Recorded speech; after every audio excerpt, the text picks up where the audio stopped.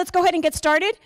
If y'all don't know who I am Mrs. Ramirez, and I am going to go ahead and present our author. She also works here. Not only is she from Waco, but she works here at Waco ISD. I'm sure you guys have probably seen her in the hallways. And she's written a book by the name of Dark Side. And so let's all give a nice big round of applause to Brandi Gibson. Come on down, Brandi.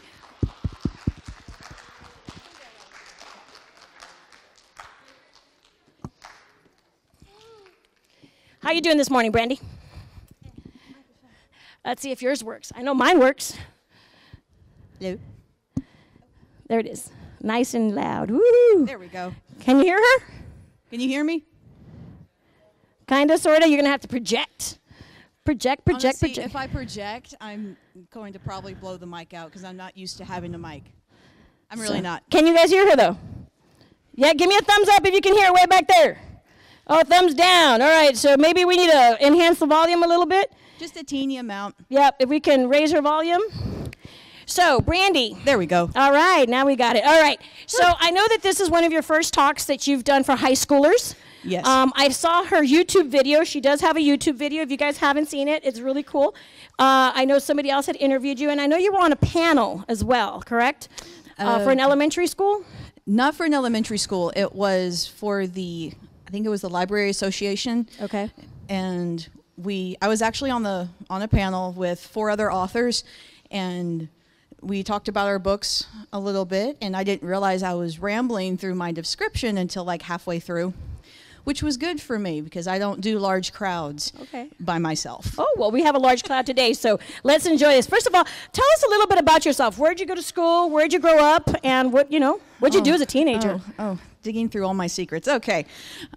Well, I did go to Waco High. This is my high school. I graduated in 2006. Building was still the same except for the science wing. Science wing is new. I actually I was not born in the U.S., if you believe that. I was born in Okinawa, Japan, which is a small island off the coast of Japan. If you go there, you do not call these people Japanese. They will get very, very offended. Wow. Okay. The reason being for that, my brother and I are both born overseas because my father was in the service. We got to travel a lot. We got to see some amazing things. I got to see seasons before I came here because in Texas you only have 2 seasons. You have winter and you have summer, and that's correct. Yeah. Okay. Well, let's get down and let's get talking about this book. What inspired you to write this book? Oh, wait. I had a quick question. Who was your English teacher at Waco High? Miss Giddings was my English teacher here at Waco High. Y'all don't know who Miss Giddings is? You will, because you're going to have her for English 4. She's amazing, by the way. She is. I've had several students that say, man, I hated English up until I had Miss Giddings. Miss Giddings is probably one of our best English teachers here, guys. And she was actually her English teacher. So kudos to that. Kudos. All right, so what inspired you to write this book? This book actually started off as a way to just relieve stress. I was sitting in a hotel lobby, actually at a convention, when I decided I was going to turn this into a book. The only reason it got finished is because I promised one of my friends who passed away several years ago that I would finish this book, and I would meet the author that inspired me to write this book. Okay. And my writing style, helped with my writing style and things like that. Wow. And so when you say something inspired you and you were at this hotel lobby, what is it that clicked when you said, wow, I could make this into a book? What allowed for you to go to that extent? Well, see, that's a fun story because when I was here, my friends and I would write stories, unfortunately, during class time, so half the time we got in trouble. Don't do that, by the way. I got one laugh from somebody over there. Okay. But no, we wrote stories and we would exchange them during lunch and let each other read them. I had so many of my friends go, hey, when's your next chapter? Are you going to write more? Are you going to write more? Hey, until I finally went, okay, I'll write. I actually have a halfway finished series at the house that I can never publish because I would get sued for copyright. Ooh. And I don't have money. I am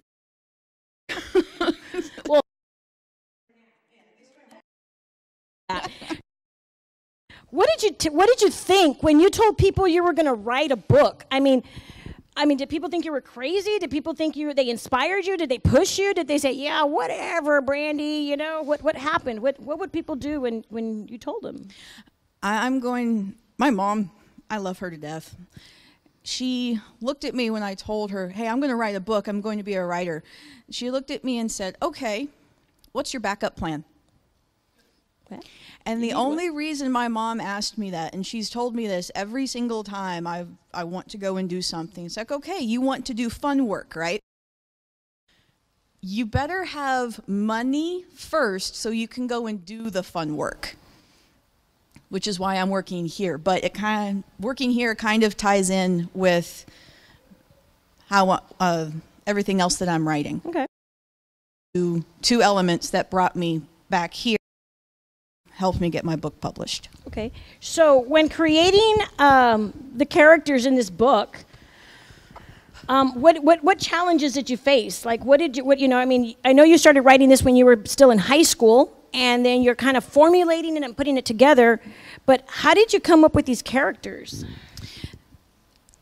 Alan is actually the only character that is, I would say, finished.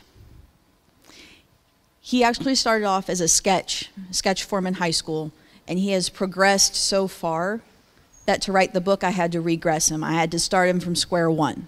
So let me ask you, who is Alan? I know most of you, as an assignment, we gave you chapter 1 to read, correct? Did all of you read chapter 1? Yes? Thumbs up? Yes or no? Yes, everybody should have read chapter 1. In chapter 1, I know we have a detective, right? Yes. And his name is Alan. So how did you put this character together? What research did you have to do so that he could mirror a detective of today's, statute at this point?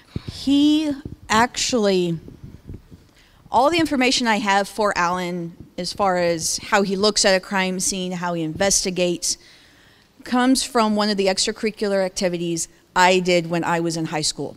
It's called the Waco Police Explorer Program, and it's a post here, and it's numbered 415. Now, I was in that program from middle school until the end of high school. In that program, you get to go through scenarios that the police would go through. You learn how to properly go into a room and detect a bomb. You learn how to do a search and seizure, which means detecting the threat inside the room or clearing the room to make sure everybody is okay. You go through crime scene investigation, which means you take the tape, you rope off a section, and you go through the steps of, hey, you can't come in. You have to sign this first before you can come into a crime scene. And all of that helped me, because I kept all my notes. All my notes from that activity actually helped me write half of that book, because I didn't have to text or call my uncle or my Explorer advisor, which I am still in contact with questions of, I forgot how to do this. How do I do that again? But I also watched shows like NCIS, CIS, all of the crime detective shows to make sure that I remembered how to do this. Right. Because believe it or not, all the stuff you see on CSI and NCIS as far as crime scene does not get done in a day. It takes months to get done. Okay. Well, and I know that the book goes through a lot of scenes, a lot of gothic. It's very gory. It's very gory. And I know that you wanted to share a couple of parts from your book, and you want to read something, a favorite part of your book. I've got the book right here in front of us. I'm going to set you up to the challenge. Is there a chapter that you'd like to share with us? Okay, first off, I'm going to ask the audience, who is okay with a little bit of spoilers? Raise your hand if you're actually interested in the book. Oh, I saw a wave start. Okay, cool. All right, let me see if I can find it. Because there's one later that's just gory. And I'll go ahead, as she's looking through the book, students, it's really important that when you write a book, you have to start from beginning to end and really create a research process. And like you said, you bring in that research through your life experience, through interviewing people, getting to know people. And that's really what sets the preface of a book. Now, a book of this type, this is a chapter book. But even if you were to write a children's novel or a children's book, you have to have some sort of reason as to why you're writing it. And in her case, of course, she's explained that her reason was, one, she wrote when she was a teen, and just wrote and wrote and wrote, and two, being the fact that she was already working with the police department and getting some of that training, she just fell right into it. She combined two things that she really enjoyed doing and created something that is magnificent. And of course, it's being published. It is published. You can find it in Amazon. So it is there for you to purchase if you want. Now, I am going to be sharing with 2 lucky winners today out of my audience. I'm going to ask for that red box here in a bit because we are going to go ahead and call out 2 great students that are going to actually get a gift. You'll get one of these. One student will get the bag in front of me, and another student will get one of the books that I'm going to go ahead and donate to you guys. How did you guys think, if I can have some audience participants, what did you guys think of chapter 1? Who read chapter 1? What did you think about chapter 1, ma'am? Okay.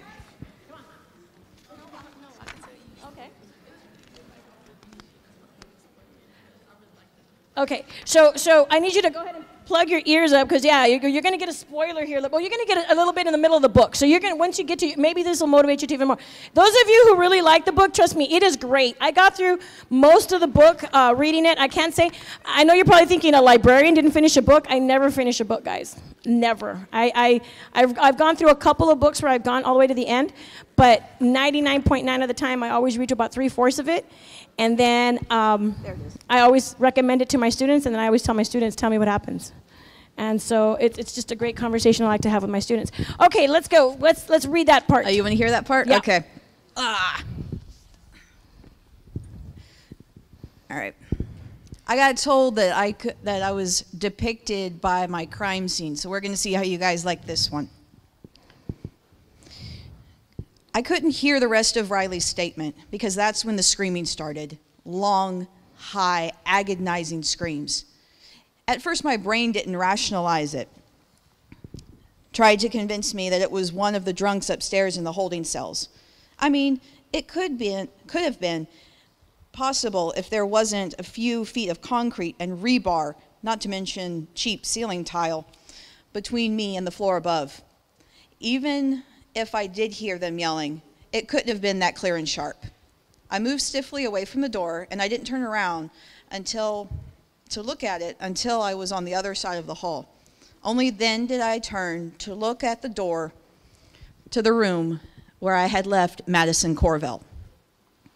The human brain is a fascinating piece of work. It's the most complex organ in the human body with more than 1 billion nerve cells with a precise network of communication highways that control all of the senses we use. This includes the auto response when we hear things like glass breaking, a door slamming shut. But the most potent one is fear. Fear is an entirely auto response.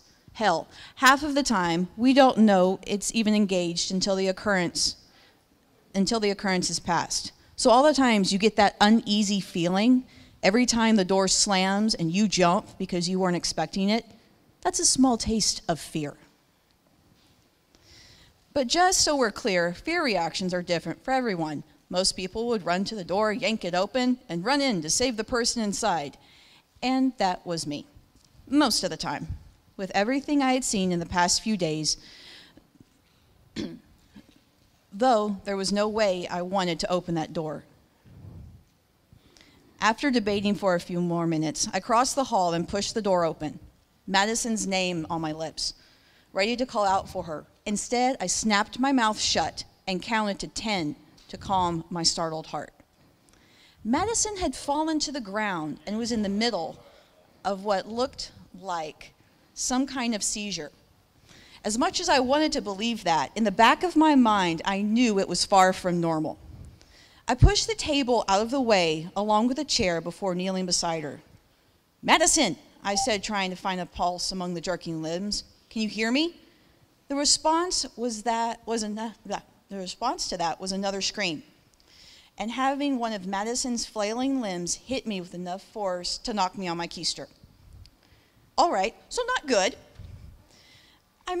I watched with a mixture of fascination and horror as Madison's body twisted and contorted in a way only known to pretzels. Her back was bent so much that she was almost folded in half, as if an invisible rope had hoisted her up and left her there. Her arms were scrambling on either side of her, trying to find something to pull herself back down. The skin along her belly was stretched tight enough for me to see other things pressing against it, things that one should not be able to see. An incredibly soft whimper made its way out of Madison's mouth, and I watched her eyes turn in the direction of my voice. I'm skipping parts, guys, I'm sorry. Help me. I felt something in my chest twist. This girl, this woman, hadn't asked for this, and I don't think she had a clue about what she had walked into. Monster or not, she was still human. Kind of. And I'm going to skip just down here. Okay, here's the gory part. She opened her mouth, but I never got an answer. Instead, her body burst apart, showering me and the entire room with a fine spray of blood and mulched body parts. Almost done, I promise. It was very much like Maggie's description when this all started. Something or someone had used her as a human balloon, but Madison's pop didn't come from a needle or the sharp corner of a table. It came from inside her, and that's what really rattled me. After a few tries, I managed to get my feet under me, one hand bracing against the walls. As I did, the old man shuffled to the door. Once I reached the door, my hands fumbled with the handle, and I noticed something was dangling from my other hand. Bile rose in my throat when I realized it was an arm, a very feminine arm, with a hand that had a white-knuckled grip on my hand. A sound I wasn't expecting came out of my mouth that could only be compared to a very young boy in hysterics. A boy, mind you, not a girl. All right, so maybe it was a tiny bit closer to a scream versus a yell, but give me a break. I was covered in blood and who knows what else. But I can damn well scream if I want. Between the screams from Madison and my own, by the time I stumbled into the hallway, there was a good crowd of dispatchers and a few officers standing around. All right, that is quite a description. I'll find a better one for next one. Especially writing, man. I mean, when did you discover you had this vivid and, morbid imagination? Because I don't know, that description was very, very detailed. Most of us would just look at it and go, wow, but you really went in there. So when did you discover you had this vivid imagination? There is a quote that I found that says, you are not just a writer, you are also a reader. You're a writer, you are a reader, and you are an editor. So I'm sitting there as I'm typing all this up and going, how do I get my reader to stay interested? Because that's one of the goals as a writer, is to keep people interested. How about I play it out like a movie? So everything that ends up in the book, it runs through my head like a movie reel before I even start writing. Because I'm sitting there going, okay, this is all right. How do I do this? And then I go research, which means I watch really gory movies that I watch in the daytime, because I don't do gory in the dark. But no, I've always had a very vivid imagination, very vivid. So. Okay, and so, when you're writing something like that and you're putting all this, creative writing and descriptive writing, and you're trying to formulate a scene so that the reader can really imagine what they're doing, and actually you want the reader to really embrace the situation and be able to pretend that they're actually there. Mm-hmm. Imagine water or something fresh falling on your face. You got blood, or this person, you twist it up. That's the imagination. Your imagination starts rolling. So as you're writing this, how many times did you have to get this book edited? Because I mean, I'm sure our editors or your editor probably worked with you and said, okay, we got to edit these parts a little bit. So what happened in your editing process? The editor I have is a very good friend of mine. She's part of another performance group that I'm with. But she actually ended up, and I feel ashamed for it only being this many times, but only once. And that's because she had to go and have surgery. So, and she was very upset that she couldn't finish what she was supposed to be doing. I told her, look, it's no big deal. Calm down. You need to focus on you first. I am okay. But to get my book done, she was gracious enough and stayed up until I think it was well past midnight getting everything edited and sent off. Now, yes, I did have to go back and fix a few spelling errors and mistakes, but that was me flipping through every page going, okay, and circling. And how many times did you have to go through that? Because I'm sure you wrote, and then you'd go back and edit, or, well, I don't like the way this sounds, I need to move this sentence. Describe your editing process at this point. My personal editing process was, well, can everybody see that giant pile of notebooks right there? If my brother can hold that up for me, please. That's the book in longhand. Wow. I wrote it all longhand, so it's all in the middle and then sometimes up the sides and along the margins. But whatever is in there doesn't necessarily make it onto the page. Gotcha. When I go to my computer, which is good for me because it's a fresh scene of, okay, this character doesn't like this. All right, I'll do what you want me to do. So as the book is growing, it actually creates the character as you're going, yes. And you have to change it as you go. So students, when you're writing and you're doing your first writing piece, it doesn't necessarily have to be perfect. That's the whole purpose of drafts. So that's the whole purpose of going back and cutting and pasting. I mean, and that's really the preface of what I asked this writer is there really a perfect first draft? No, there is no such thing as a perfect first draft. There isn't. If you can come up with a perfect first draft, first time you write it, no spelling errors, no grammar mistakes, your research is perfect, can I get your help? Pretty much, yeah. I don't think there's ever been a perfect draft, and so you have to go. Writing is rigorous, but it's you. It's who you are. So let me ask you another question, because Sure. I think this is really important. Is to what extent do you want to be recognized? Like, do you want this? Would it be awesome if this book became a movie or a theater or animation, a cartoon? Like, to what extent do you want to be recognized for this book? I actually, if my book ever got turned into something other than a book, just a wonderful book series that I get to share with people and make people laugh, I would actually like it to be an animation. Wow, okay. And to be more specific, more like an anime. Because to quote somebody else, there's only so many times you can blow stuff up in movies, and then it gets really expensive. Gotcha. So I would gladly hand it over to, say, Amazon Prime, for them to say, hey, we're going to make your book into an animation. Awesome. I have a few ideas for voice actors if you need help. All right. So when looking at it at an animation portion, would you like to be part of that editing? Because I know that, guys, when you turn over a piece to a movie theater or a movie company or director, they tend to cut you out. You say, you give it to us, we get to. How would you feel if they chopped up your book? I mean, these are your thoughts. And then you say, well, wait a minute, I really want that in there. Like, what control would you like to have on that? I would like to have at least some control over the process. If they don't say, no, we have our own little twist in what we want to do, it's like, that's fine. But if you need my help in consulting, I would gladly help you guys. If you need ideas as far as, hey, what's Alan's outlook on this?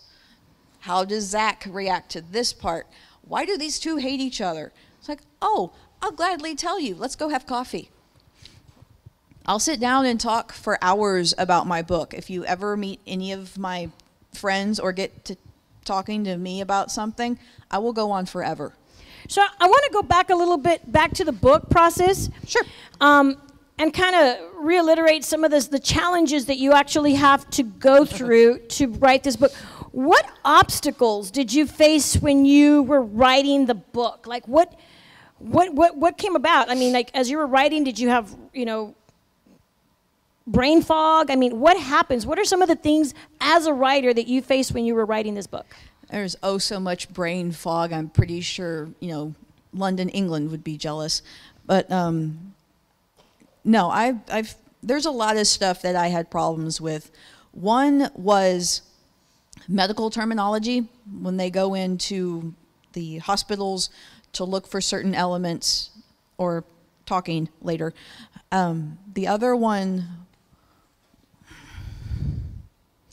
the thing I struggled with the most, not along with the writing space, because when you start writing something, or in everybody else's case, when you're listening to music or you want to do a certain dance move, you have to pick the best spot, am I right?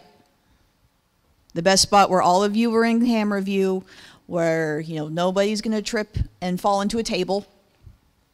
Okay, yeah. The writing space is the same way.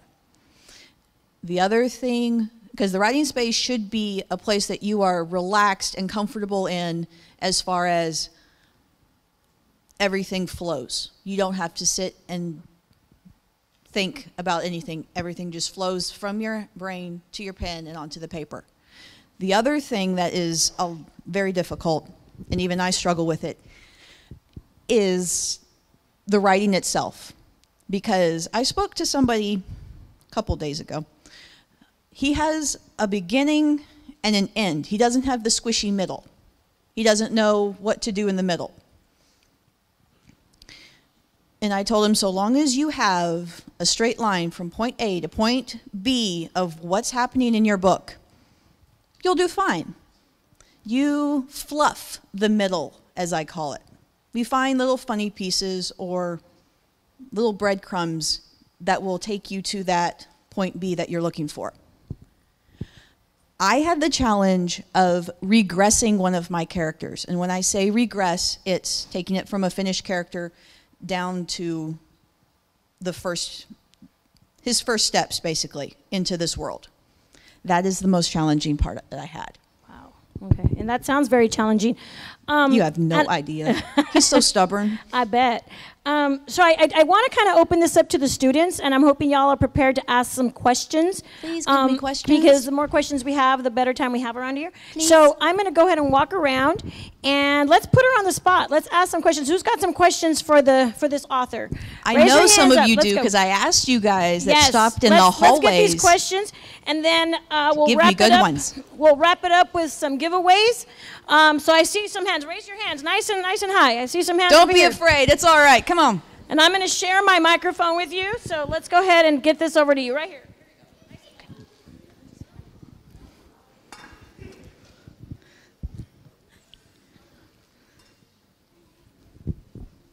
Yesterday in class, my English teacher made a good point that because we were debating on whether the character at first was male or female, and she said, how would if the author was a male, he would probably make the main character a male. If the author was female, she would make the main character a female. Mm-hmm. And if it was opposite, the female would sometimes make the male character sound more girly, and the male would make the girl character sound more manly. How'd you make the male character sound more manly than a female? Okay, that's actually a really good question. Over here, I don't know if you guys can see it. I have what I call my inspiration table, and there are several books on there where the main character is a male. That is where I got most of my tips from. I read books that have a strong male protagonist. And so I went back and I thumbed through and I went, oh, okay, well, this and this, this works. But I also watched movies. Because I'm sure everybody here watches movies, right? Right? Yes. Every one of you should be shaking your head yes, because YouTube videos count. But no, movies, and then I do a thing that I call people watching. I go out, I sit at the mall, and I just watch people. I watch all of you when you guys walk through the hallways. You know, how do you walk? How do you talk to each other? You know, all the fun interactions you guys have, I'm watching and collecting data. Great question, great question. We got But thank you, that was a very good question. Next question's right here, nice and loud. How can you make the book so loud? I mean, not loud. How can you make the book so long? For those of you that don't like long books, I am extremely sorry. But the standard amount of chapters for a book is roughly 30. Now, there are books that are shorter, but they have everything at a rapid pace and it goes so fast that I don't like those kind of books. So I end up getting to like the second chapter and tossing it. I like something that pulls me in and I'm sitting there for hours reading. But for those of you that don't like the physical book, I am trying to find somebody to do an audiobook. So you can pop in your earbuds and go through your normal day, but you can listen to it instead. Because I do have friends that are more auditory than actual reading. Awesome, great question, guys. I have another question right here with this young lady. How long? I found you. No. It's okay. What was the process of publishing it? Like, did you have to go to some place in order to publish it? I went through Amazon, which for anybody that is an independent writer, it's the easiest thing to get it published is to go through Amazon, or Barnes & Noble's Pub-It. It's another independent publishing company. But no, I actually did contact a few independent publishers, one down in Austin and then a couple, I think, towards Dallas, and one even in Canada. But they wanted to chop my book in half, and I said no. There was no way that I could actually do that because the flow of the story would be interrupted. But as Stephen King did when he was getting rejection letters, I put it on my desk. I'm like, okay, I got this. And I just kept going. You can't let... Awesome. Yep. I got another question right up here. So whenever you started writing the story, did you have the storyline already set, or did you make it up as you go along? I'm a big fan of making stuff up as I go along. I'm not going to lie. No, I had a rough outline of what I wanted to do, but that's about it, because I am unfortunately one of those people that can't, my brain does not compute with outlines. Like I said, I knew that he was going to start here and he was going to end up way over there. But the middle, yeah, I had no idea about the middle. Awesome. We got another question right over here. How long did it take you to finish? You're all probably going to laugh, but it took me over 4 years to write that book. Over 4 years, but that is because I had personal life stuff get in the way, and I had to work around my job. I had to work around whatever job I had. Like right now, I haven't written that much, so. Was there ever a point where you felt like you weren't going to be able to finish the book? All the time. All the time. However, whenever that thought comes up, I remember one of my friends who actually said, I want to be exactly like you. I want to be exactly like you. And she doesn't say that very often, and it made me very, very happy. How long did it take you to write, like, the full thing, like to publish it and everything? Like, how many years did it take? Let me see. I am going to say, because I think the first notification I put on Facebook was in 2000, You're making me think. I don't like this. Probably in 2010. And then I didn't get it finally published until 2019. So it's only 3 years old, maybe.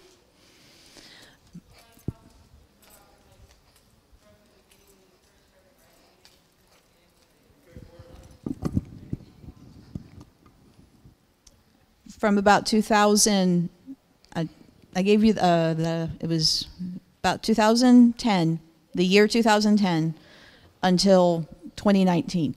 Because 19, it was, well, hang on, because it was the tail end of 2018 when I started the editing process. My editor didn't get finished until the summer of 2019. Yeah. All right, we got time for maybe one more question. Oh, quick question. Whoa.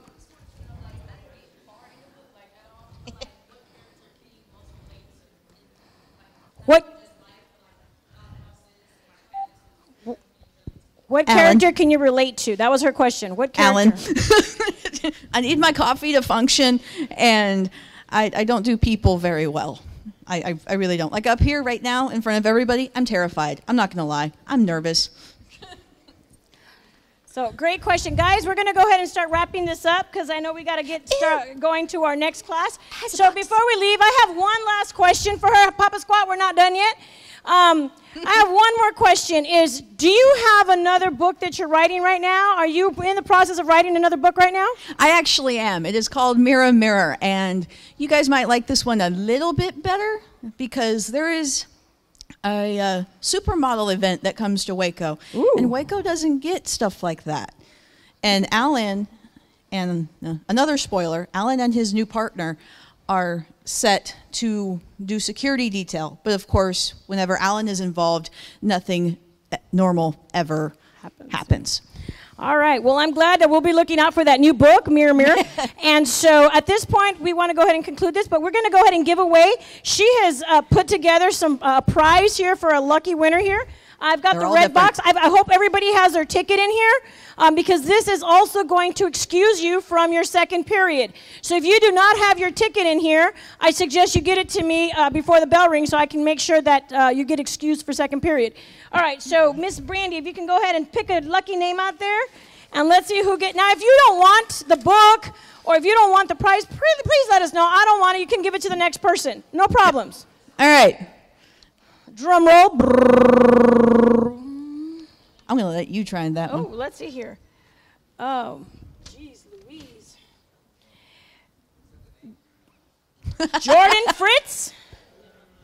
Do I have a Fritz? Fritz. F-R-I-T-Z-E. Come on up. You want it? Yes? No? You want it? I mean, I can keep half the stuff that, oh, careful. Woo, be careful. Come on down to the Price is Right. Yeah, right. Stop stealing my line. Come on down, dude. Here you go. You want to give it to him? Sure. And then I have selected, I've got several copies of this book, guys. So it will be available for checkout in the library. But in the meantime, I want to give away at least one book per session. So this is the book that I'm going to give away. I purchased these. And so we have another lucky winner who's going to walk away with this book here. So let's see who we got. They're all flat. Hold on. Oh, hey, someone actually, wow, double fold. Christina Perez, are you in the house today? Christina Perez, where are you at? Come on down to the Price is Right. Here we go. And it will be autographed, so if you want to stick around really quick, we'll get it autographed for you. It will get personally autographed. So if you don't want the book, please feel free and let me know, and I'll be more than happy to give it to someone else. There you go. Thank you, hon. Hope you enjoy.